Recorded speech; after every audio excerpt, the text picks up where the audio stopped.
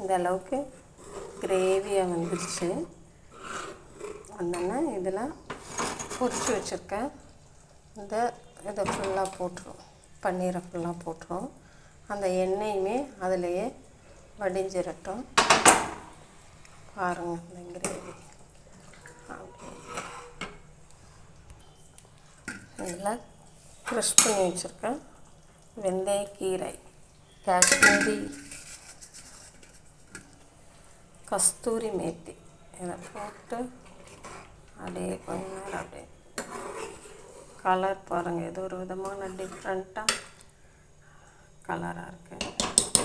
அப்படியே ஒரு 5 நிமிஷம் மூடி வச்சுருவோம். அப்படி பாருங்கள், எண்ணெயெல்லாம் நல்லா சுற்றி பிரிஞ்சு வந்துருக்குல. இந்த ஸ்டேஜெல்லாம் கொத்தமல்லியை போட்டு இறக்குறோம். என்கிட்ட கொஞ்சம் தான் கொத்தமல்லி இருந்தது, அதனால் கொத்தமல்லி போட்டு இறக்கிடலாம்.